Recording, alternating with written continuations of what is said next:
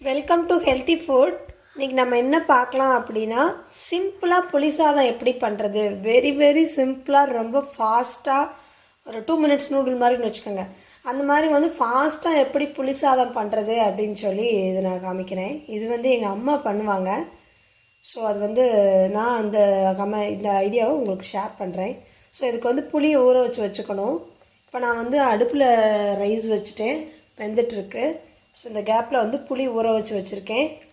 இதை நல்லா கரைச்சிக்கலாம். இந்த புளியை நல்லா கரைச்சிக்கலாம். புளி கரைச்சல் கரைச்சி வச்சாச்சு. அது கூட நான் என்ன ஆட் பண்ணியிருக்கேன்னா, உப்பு ஆட் பண்ணிட்டேன்.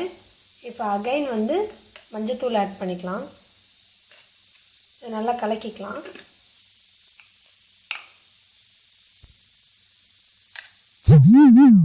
இனப்பம் ஒன்று ஆட் பண்ணிட்டோம். கலக்கிக்கலாம்.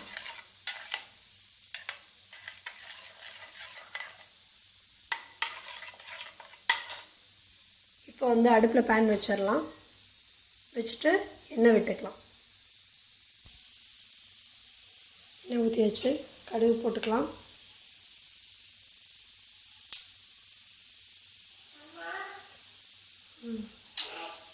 இப்போ பார்த்தீங்கன்னா எண்ணெய் நல்லா காஞ்சிருச்சு. ஸோ இதில் ஃபஸ்ட்டு நான் மிளகாய் போட்டிருக்கேன், கருவேப்பிலை போட்டேன். அவ்வளோதான். அந்த புளி கரைச்சலை ஊற்றிடலாம்.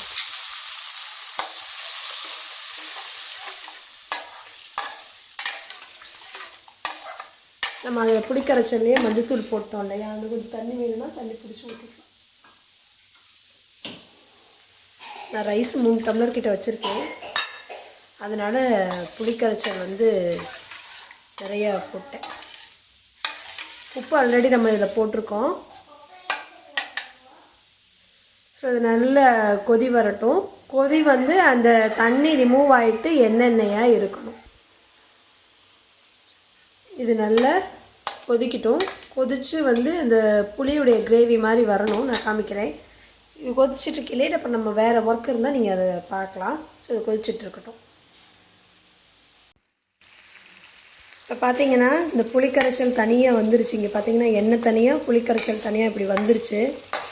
கிளறுனாவே நம்மளுக்கு தெரியும். எண்ணெய் தனியாகவும் புளிக்கரைச்சல் தனியாகவும் இருக்குது. ஸோ இந்த மாதிரி இருக்க ஸ்டேட்டில் நம்ம ஆஃப் பண்ணிக்கலாம். ஆஃப் பண்ணிவிட்டு ரைஸை போட்டு கிளறிக்கலாம். பார்த்தான்னா நான் நல்லா கிளறிட்டேன்.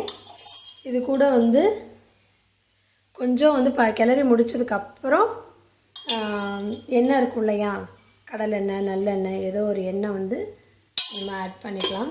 இதை ஆட் பண்ணி இப்போ உப்பு அளவு பார்த்துக்கோங்க.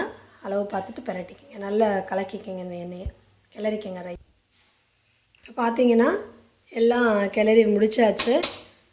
ஸோ உப்பு அளவு எல்லாமே கரெக்டாக இருக்குது. உப்பு காரம் எல்லாம் இருக்குது. டேஸ்ட் பண்ணி பார்த்தாச்சு.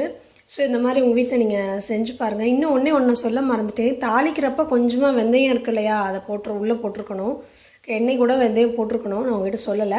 ஸோ அந்த எண்ணெய் நல்லா காஞ்சி வர்றப்ப வெந்தயம் போட்டு அப்புறம் மிளகாய் போடுங்க. ஸோ இந்த மாதிரி நீங்கள் செஞ்சு பாருங்கள். இது ரொம்ப ஈஸி, ஃபாஸ்ட்டாக சமைக்க முடியும். ஏதாவது எமர்ஜென்சி திடீர்னு குழந்தைங்க புளி ரைஸ் வேணும்னு கேட்டாங்கன்னா வித்தின் ஒரு 5 மினிட்ஸில் நம்ம செஞ்சிடலாம். ஸோ இது நீங்கள் செஞ்சு பாருங்கள். உங்கள் கமெண்ட்ஸை ஷேர் பண்ணுங்கள். சேனல் பிடிச்சிருந்தா சேனல் சப்ஸ்கிரைப் பண்ணுங்கள் அண்ட் வீடியோவை லைக் பண்ணுங்கள். தேங்க்ஸ் ஃபார் வாட்சிங்.